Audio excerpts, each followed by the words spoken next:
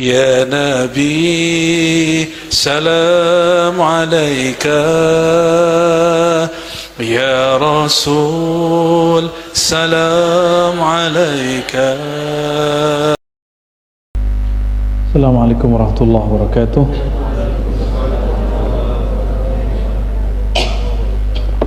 الحمد لله الذي حبب إلينا الإيمان، والحمد لله الذي شرح لنا الإسلام، ونسأل الله أن يرقينا إلى مراتب الإحسان. أشهد أن لا إله إلا الله، أشهد أن محمدا عبده ورسوله. اللهم صل وسلم وبارك على أحمد كتب الأسماء والصفات، وصل وسلم وبارك على محمد كتب الموجودات وعلى آله وأصحابه أجمعين. أما بعد، اللهم فقهنا في الدين وعنا يا فتاح فتوح العارفين. Baik ikhwah sekalian, ini request dari Buya khusus taklim, ini 2 kitab katanya. Kuat nggak nih? Bentar-bentar aja berarti ya. Kita masuk ke kitab yang pertama, kitab Al-Inbah ala Tariqillah, peringatan, warning tentang jalan menuju Allah Subhanahu wa taala, yang ditulis oleh Imam Sunnah tapi dituduh bid'ah, Al-Imam Al-Syekh Al-Akbar Ibn Arabi. Saya belum lama ini meneliti sanad hadisnya beliau. Ternyata beliau ini hafiz Sahih Bukhari, dan beliau punya ikhtisar Sahih Bukhari, punya ikhtisar Sahih Muslim, ada ikhtisar Tirmizi. Dan kita memuridkan Sunan Tirmizi, salah satunya dari jalur murid-murid Syekh Yasin Al-Fadani dan Abu Yasin Muhammad Alawi Al-Maliki, jalur beliau ya.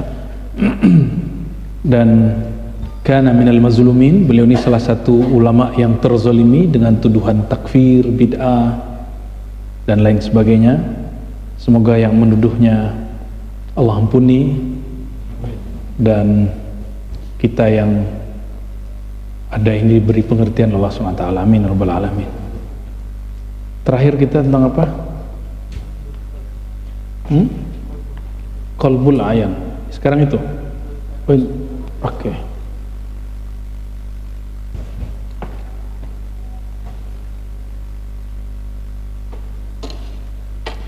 روح النبي صلى الله عليه وسلم وإلى سادتنا المؤلفين والمرشدين والأولياء العارفين، خصوصا هذا المؤلف الشيخ الأكبر بن عربي. الفاتحة.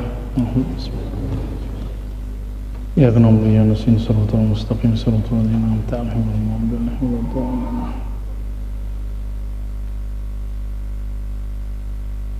Ini kaidah yang ke-68 ya. Al-Himma wa Aqsam Al-Arifin Billah.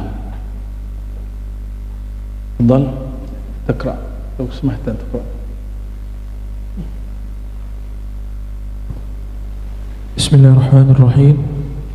سندكم المتصل إلى الإمام الأكبر ابن عربي قال: الهمة وأقسام العارفين بالله تعالى. وقال رضي الله تعالى عنه: عليكم برفع الهمة والخروج عن كون هذه الغمة والانسلاخ من هذه الظلمة إن أردتم أن تعاينوا أهل إيجاد الحكمة، فإن العارفين على قسمين في هذه المسألة. ترجمة.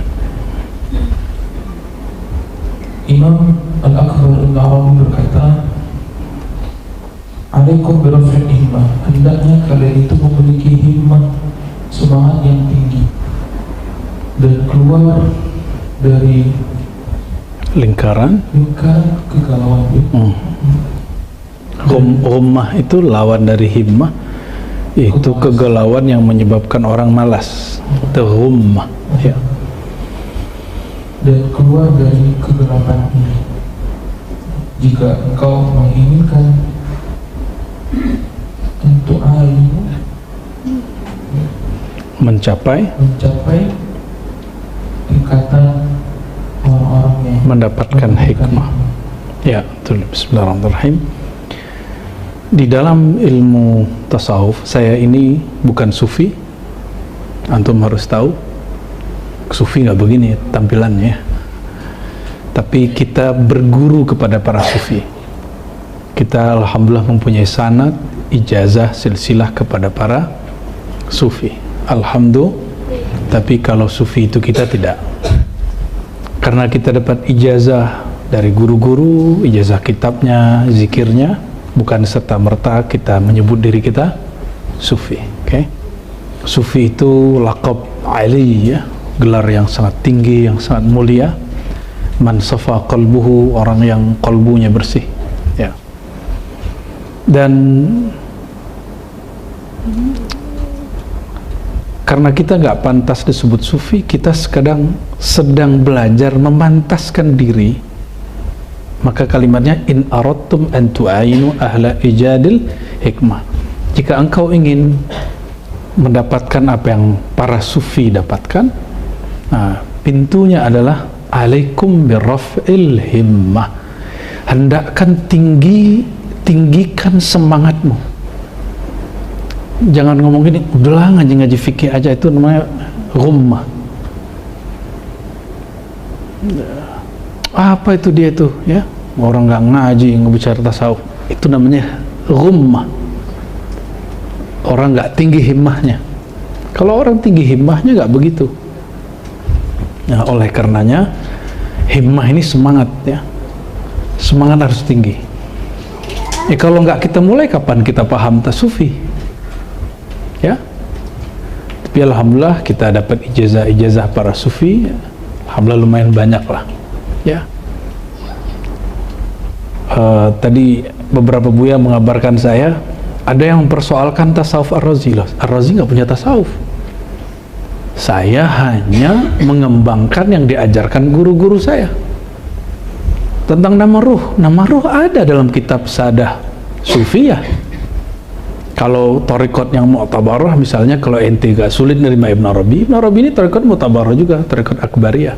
Kalau agak sulit, Imamus Sunnah, mazhabnya Syafi'i, Najumuddin Kubra. Dia bicara tentang isim ruh, ismul ghaib, nama gaib.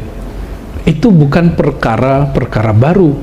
Sudah dimulai beliau, dan beliau hidup di awal abad ke-7, 600-an Hijriah. Ya. Apalagi, apa yang disebut tasawuf Ar-Razi? Ada tasawuf baru dari ini? Kan nggak ada nggak baru? Cuma memang kemasannya baru, iya. Sama-sama bicara hikam, kita mengemas dengan apa yang Allah berikan dengan kita. Kita nggak akan mengemas dengan kemasan orang, betul nggak?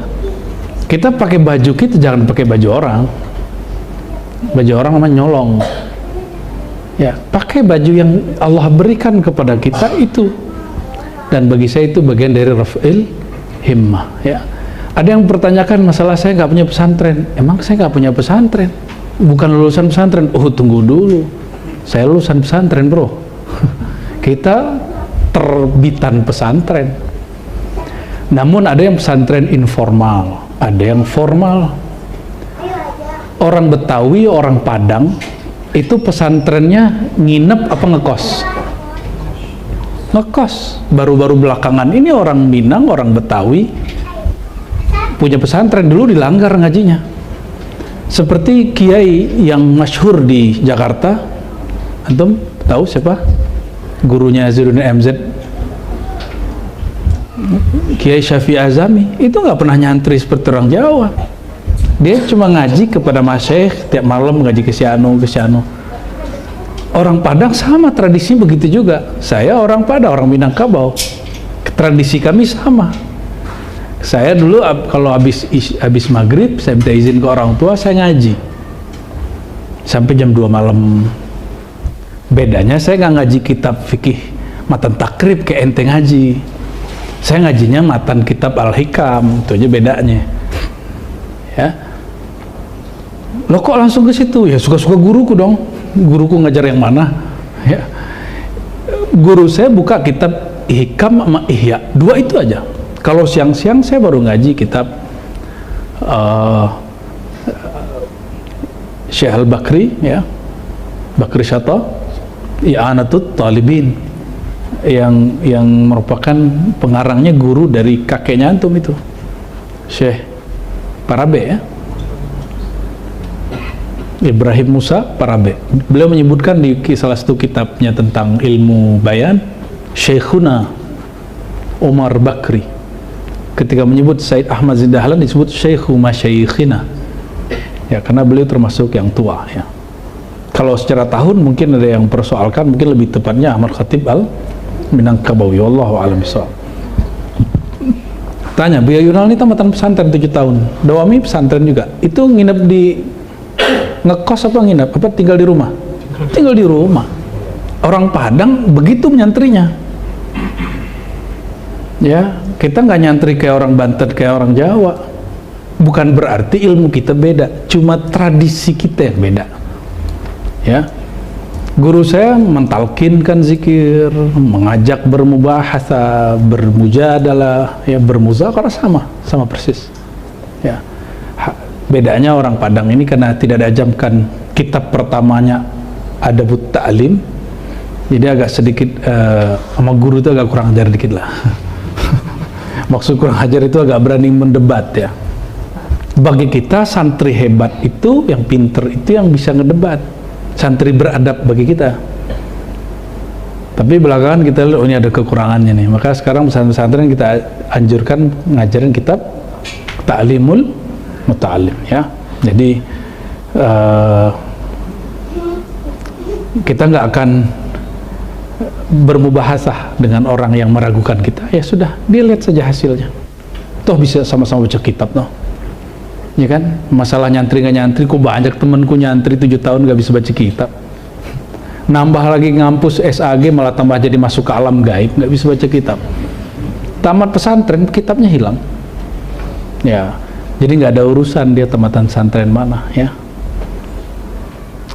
Ngaji-ngaji tasawuf, ngomong tasawuf, lah guruku ngomong tasawuf, maka aku ngomong tasawuf.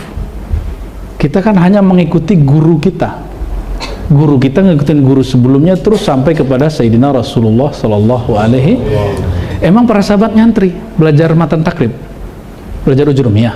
Nggak ada kitab di zaman itu, langsung gurunya Rasulullah Sallallahu Alaihi Wasallam, ya.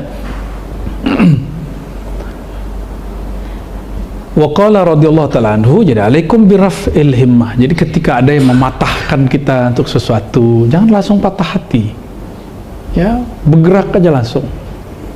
Hujan itu kan gampang loh itu, ya, karena hujan antum nggak datang majelis, alah hujan doang nggak datang ke majelis, ya. Saya juga kena hujan tadi, cuma 2 meter jarak kita ke depan, nggak bisa baca, nggak bisa lihat, ya. Kacamatanya ketinggalan lagi kan, aduh, tambah gawat. Pelan-pelan nyampe juga di sini, ya. Tapi insya Allah, ya, insya Allah nahnu la na'mal li sarfi wujuhin nas ilaina. Kita nggak berbuat sesuatu untuk cari pencitraan biar orang kagum kita, kita nggak perlu itu. Kita sedang mencari perhatian Allah Subhanahu wa ta'ala. Jadi kalau ada orang ngomongin kita, antum jangan emosi, ya, biasa aja. Apa yang perlu dijawab, jawab. Lepas dari itu nggak usah emosi, ya. Oh, guru aneh diganggu nih, terus apa, ente mau pakai cara preman, udah berhenti, jangan ngaji di sini. Ya, thariqah kita al-ilmu az-zikru al-khidmah, ilmu, zikir, khidmat itu puncak. Kenapa? Kita ngancurin keakuan. Secara keakuan kita tersinggung nih, tapi habiskan keakuan. Kalau sudah keakuannya habis, apa yang mau tersinggung? Emang akunya sudah tiada. Yang merasa dirinya ada itu sudah lenyap, apa yang akan tersinggung? Jadi ketika ada orang mengatakan jangan dekat-dekat ke guru nanti terbakar, iya, karena dalam dirimu masih ada ego. Jangan terlalu jauh nanti hilang, ya iya. Tapi kalau salamatus sadar, sudah beres sama dirinya, kita kalau udah beres sama diri kita ngapain? Kita nggak berbuat karena ingin disebut orang tarekat, kan? Jadi saya tidak pernah membangun tarekat baru, cuma Alhamdulillah dengan basic-basic pendidikan ini dan ketemu beberapa masyayikh, ya kita mengemas semampu kita yang kita sesuaikan dengan zaman kita. Dan toh yang nggak bisa baca kitab bisa paham yang kita jelaskan? Bisa? Kan nggak semua bisa baca kitab kan? Hanya beberapa yang mampu baca kitab. Kita mau membungkus ini kan cuma teksnya Arab, bahasanya kalau diterjemahin biasa aja kok. Namun orang itu baru enak sajiannya kalau emang dia sendiri yang meramu gitu.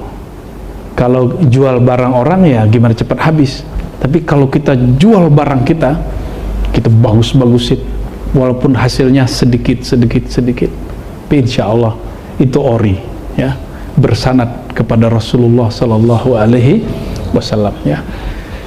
Jadi mesti keluar dari hummah ini, mesti beranjak dari zulmah ini, kegelapan ini. Kegelapan di situ adalah kejahilan. Makan nggak ada rasanya, asin mulu atau pedas mulu atau nggak ada bumbunya, bertahan tuh. Orang yang tiap hari datang ke rumah makan yang nggak jelas bumbunya, dia bayar mahal, itu orang cerdas apa bodoh? Itu kita manjain lidah ini loh. Kapan antum memanjain lidah rohani, kolbu? Kita kalau sholat, ini kalau kita takbir ini kan kalau kita mau nyembelih, kita takbir nggak? Itulah mematikan diri sebelum mati. Orang kalau takbir itu dia sedang menyembelih karakter emosinya, karakter hewan ternaknya, tamak duniawinya, angan-angannya. Jadi dengan takbir itu angan-angan harusnya diputus, karena itu sifat bahimiyah, sifat binatang ternak, suka ngayal aja. Beda pemikir dan pengayal beda. Kalau pemikir ini berpikirnya dengan manhaj, dengan epistemologi dan metodologi yang jelas, ada hasilnya. Kalau angan-angan itu nggak nyampur mahalu. Bertorikoh itu ada manhajnya, ada tahapannya, ada pratalkin, ada talkin, ada suluk, ada pasca suluk, ada suluk berikut lagi. Sedikit ilmiah, kitab-kitabnya sudah banyak, dan kita mempertanggungjawabkan pengalaman-pengalaman kita di hadapan Allah Subhanahu Wa Taala, bukan di hadapan guru, bukan juga ke ustadz-ustadz yang kemudian anti dengan tasawuf. Kita tidak bertanggung jawab dengan mereka, kita tanggung jawabnya kepada Allah Subhanahu. Maka belajar di sini bukan untuk menjawab perdebatan ente di rumah, perdebatan ente di sosial media, enggak. Ngaji di sini mau mempersiapkan ini, karena kata Allah ya, inna sam'a wal basara wal fuada.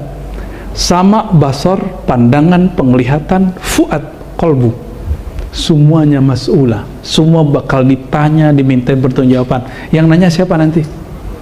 Allah. Jadi kita bertanggung jawabnya bukan ke MUI, bukan ke influencer, ustadz-ustadz viral, bukan. Kita bertanggung jawabnya ke hadapan Allah. Jadi nggak ada pun mereka, kita tetap tanggung jawab.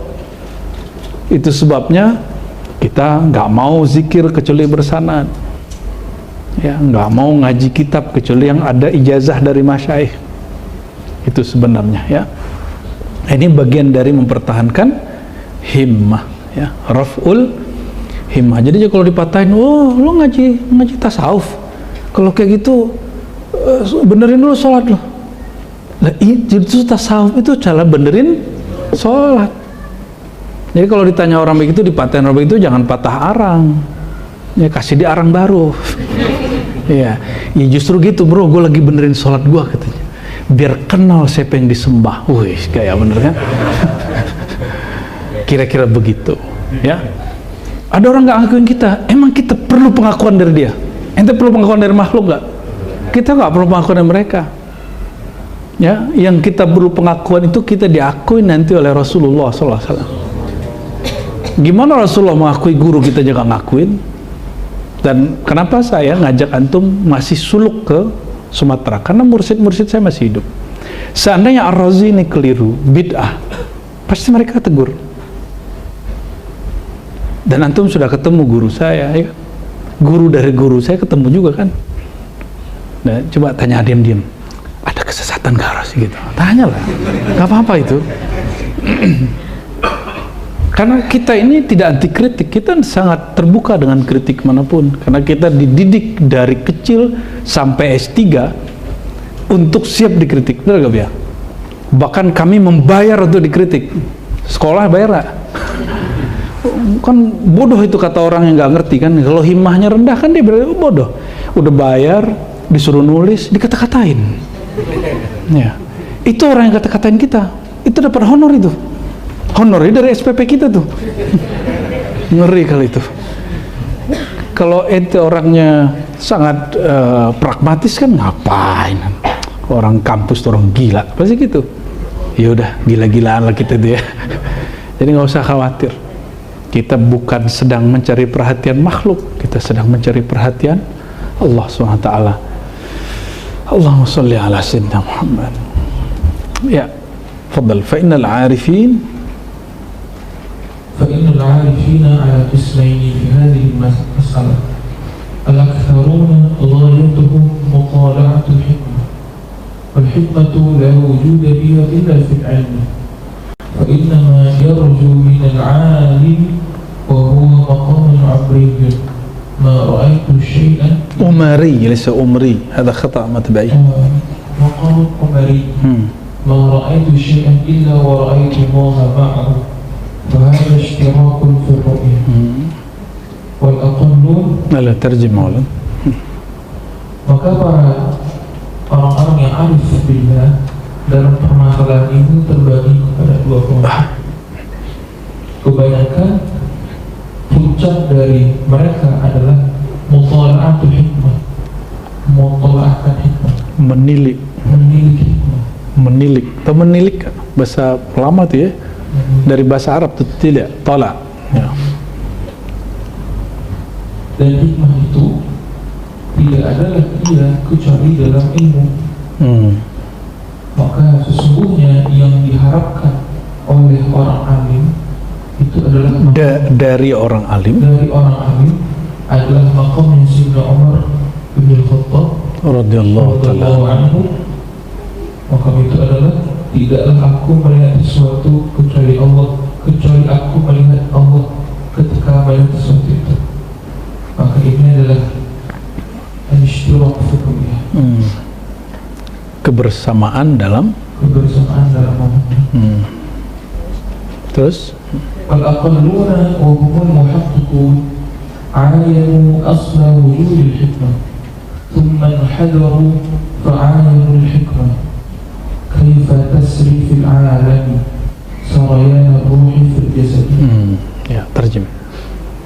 Sementara yang sedikit di antara mereka dan yang sedikit inilah yang benar yang disebut dengan al-muhaqqiqun, mereka mencapai pokok dari keberadaan hikmah tersebut. Kemudian mereka mengaplikasikannya sehingga mereka mendapatkan hikmah secara keseluruhan, bagaimana hikmah itu mengalir dalam di alam sebagaimana mengalirnya ruh dalam jasad. Nah, itulah yang kita sebut kemarin, alam yang terbentang jadi guru. Itu dia. Jadi ada dua jenis arifin. Arifin pertama, mutola'ah, menilik kepada ilmu. Ya. Menilik kepada ilmu itu menilik hikmah, ya. Hikmah itu hanya pada ilmu, sampai kepada kesadaran memandang Allah di saat memandang pergerakan alam, peristiwa-peristiwa, kejadian-kejadian. Jangan bayangkan ini terbit matahari itu peristiwa di luar, peristiwa kita sendiri, itulah peristiwa alam. Bangun tidur, makan apa, minum apa, mikir apa, interaksi dengan pasangan, dengan kawan, dengan saudara, bekerja apa, itu yang harus dilihat. Apakah dalam memandang itu kita menyertakan memandang si penggerak sejatinya, yaitu Allah Subhanahu wa ta'ala. Di saat orang luput tidak memandang itu, di saat itulah dia gelisah. Jadi kenapa antum ini gelisah? karena tidak memandang si sang penggerak mudabbir al-hakiki, pentadbir sejatinya, yaitu Allah Subhanahu wa ta'ala. Nah, Sayyidina Umar dia memandang apapun, bersamaan dengan itu dia memandang ada peran mutlak Allah Subhanahu wa ta'ala padanya. Ini ma'iyah di sini bukan ma'iyah dalam bab ma'iyah i'tiqadiyah, ini ma'iyah zauqiyah. Bukan ma'iyah memandang alam lalu melihat Allah bersama alam, bukan i'tiqadi, bukan akidah. Kalau akidah Allah qadim, alam hadis tercipta baru. Wajarkah memikirkan Allah yang qadim bersama dengan yang baru? Enggak. Masuk? Ya, kita Allah qadim, apa arti qadim? Tidak berawal, tidak berakhir. Dia tidak benda, dia tidak berarah, tidak bertempat, tidak beruang. Sedangkan alam hadis. Ini kita ulang-ulang terus nih. Makhluk artinya tercipta. Ini bab kalimat Sayyidina Umar, tidaklah aku melihat sesuatu, merasakan sesuatu, mengalami sesuatu illa wa ra'aitullaha ma'ahu, kecuali aku melihat peran Allah bersamanya.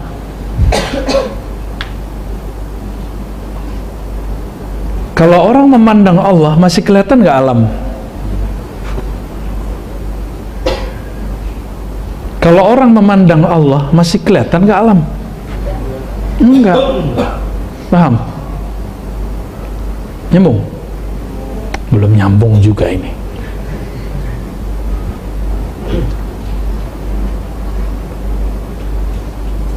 Yaudah, itu aja dulu. Lanjut yang keduanya tadi apa? Ya. Nah, orang-orang yang lebih sedikit, ini Sayyidina Umar sebelum jadi insan kamil, setelah dia belajar kepada Rasulullah dan kepada Sayyidina Abu Bakar lebih lanjut, dia mencapai yang kedua, wahumul muhaqqiqun, ahli hakikat. Mereka mencapai asla wujudul hikmah. Ini terjemahan Melayu benar tadi itu ya, pokok gitu ya, asal kita sebut asal wujud hikmah itu siapa? Ilmu itu sumbernya dari siapa? Allah. Emang ente bisa langsung lihat Allah? Al-hikmah, ini jebakan juga nih. Hikmah, ya. Hikmah itu tidak ada kecuali wadahnya adalah wadahnya mesti ilmu. Ini wadah daripada al-hikmah, turunnya lewat ilmu. Kebijaksanaan itu nggak pakai ilmu, nggak ada. Oleh karenanya berbeda pandangan antara ulama zahir dengan ulama batin, ulama syariat dengan ulama hakikat. Sama-sama ulama. Bagi ulama syariat adab dulu baru ilmu. Kalau bagi ulama marifat, saya debat panjang itu, mau harus semalam kita debat. Enggak, bagaimana betul engkau beradab dengan adab yang sebenarnya adab kalau engkau tidak mengenal siapa yang engkau hadapi. Saya digituin. Jadi adab yang sebenar, adab yang hakiki, kalau kita mengenal kita sedang interaksi dengan siapa. Tapi kalau antum belajar adab dulu sebelum ilmu, beban. Nunduk-nunduknya itu duduk mujamalah, takalluf, itu beban. Maka kita kalau ngeliat ada orang sungkem-sungkem nunduk-nunduk kiai, kita kan suzon, apal ini budaya, apal ini ya, feodalisme. Ente nggak paham. Itu santri kenal peran kiainya kepada dirinya, mulai dari baca alif bata sampai bisa baca Quran, sampai baca kitab yang tidak berbaris, sampai cara sholat, sampai mengenal siapa yang disembah. Wajar dia mencium tangan gurunya. Kita kalau nggak paham, kita bilang feodal ini. Lucu kan? Nah itulah, karena kita gak kenal. Jadi kira-kira setelah malam ini ilmu dulu apa adab? Adab dulu apa ilmu? Dua-duanya benar.